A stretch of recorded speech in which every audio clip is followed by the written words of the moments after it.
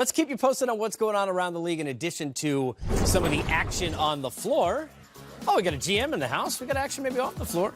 Woj, it's like Jack Bauer in 24. Doesn't sleep, pee, anything to interrupt his tweeting.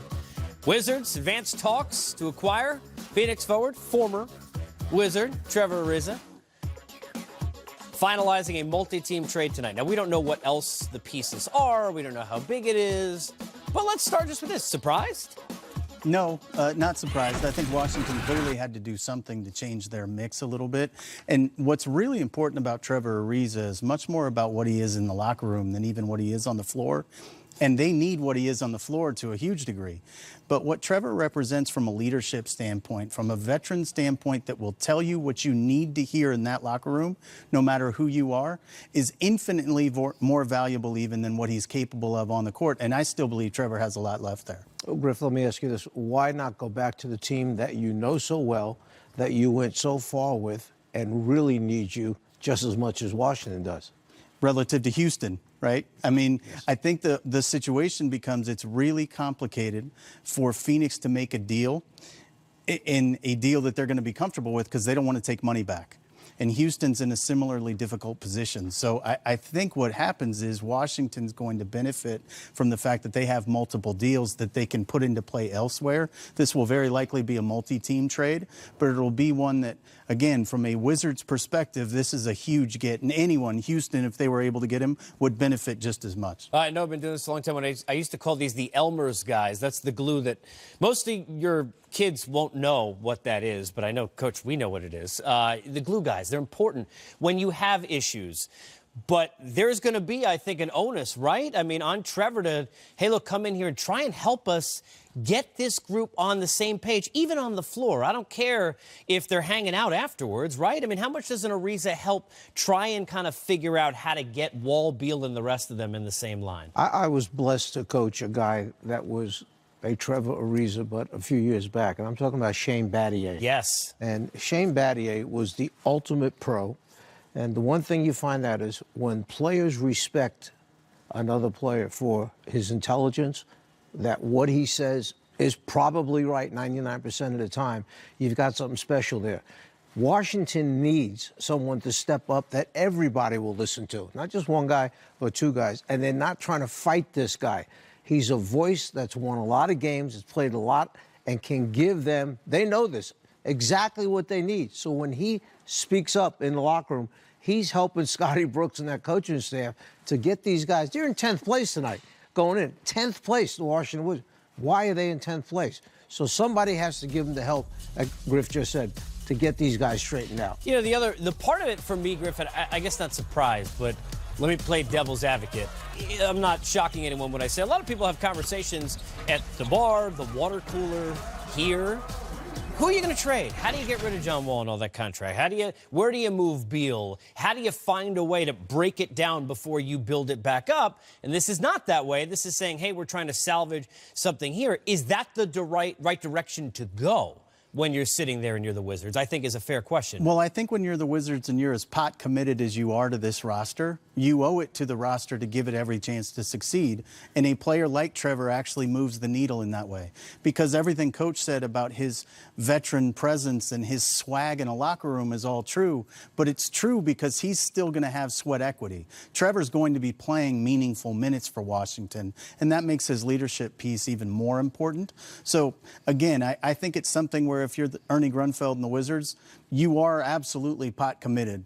There probably is not a way you could have moved away from that basic nucleus. So giving it every chance it has or could need to be successful, probably the right thing to do at this point. One of the guys with the Wizards you think potential, maybe part of their future, Kelly Oubre, maybe part of somebody else's future. Part of the three-team deal nearing completion, Ariza, Wizards, Oubre, Grizz, Austin Rivers, and two Grizzlies role players. Feel bad for they don't even get names. There's only so much character in a tweet. The Suns, league sources tell ESPN again from Woj. So interesting on Oubre, because to me, when I look at the Wizards, Coach, I'm sitting there and I'm saying to myself, man, this is an interesting guy, right? Don't pay him yet. He's a lot of potential. Are you surprised to hear? Because going back to where Coach was, you got to kind of commit, but now at the same time, you're taking one guy that I think we all looked at and said, okay, well, maybe this is somebody who can grow with you, and you're moving him away in the deal to Memphis, which to me, if you're a Grizzlies fan, kind of interesting, no? I think he's so right to a certain extent. Okay. But then you have to put the ending to it, which is after you watch him for so long, you have to make a decision. Do we know that this is like as far as this guy's going to go and this is what he's going to be? One night, okay. Next 2 nights, not so good. Next night, okay. And maybe now's the time that we can do it to move him on to get some other pieces in it. And one other thing, to go back to what Griff said before, rather than try to get rid of one of those big pieces that have really hard contracts to take, remember, they're in 10th place, but they're 2.5 games out of 5th or 6th place. The East, when you think about the conference and who the caliber of teams are that are ahead of them, you make one move that turns this team around, why couldn't they jump right back up to 5 or 4 in the East? Coach, Griff, I want you to chime in on the Oubre part, but I want to ask you this before I forget, so that I can understand the folks at home, timetable-wise. Can you make this move, as Coach says, see what you have, and then still turn around, deadline, flip Ariza, try and make those big trades? I mean, how much of that is still in play even after you do this, or is there not enough of a window there? Well, theoretically, in about 2 hours, you can make this deal. And what this really comes down to is the deal can't be agreed to and put into the league office until the 15th. That's the date that free agents that were signed this summer can be dealt. And because Trevor Ariza was a July signing, he cannot be moved until July 15th. But what you can do is give the league all of the particulars and request a trade call. So if this were to happen, the deal probably happens tomorrow at some point relative to a trade call itself. But I think relative to the actual timing of all of this deal's going to happen in the timing that they could find the third party to participate. And it's really interesting. That's what makes Oubre such a special part of this deal. When I look at that deal, I'm not sure what Memphis is giving up that should be worth receiving Kelly Oubre. Highest ceiling, right, of anybody on that list? Yeah, right? So to me, I think Memphis is going to come away with this in a pretty prime position because Kelly is a restricted free agent at the end of the year. Memphis may be able to extend Kelly and grow with him moving forward.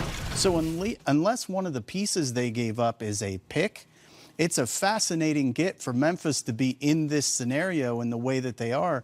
They might really be benefiting in a sort of angelic way right now that very few teams get to be involved in. I mean, this literally could be the gift that keeps on giving for Memphis if that's, in fact, all they're giving up. You know, you sit there and you look at Austin Rivers' name.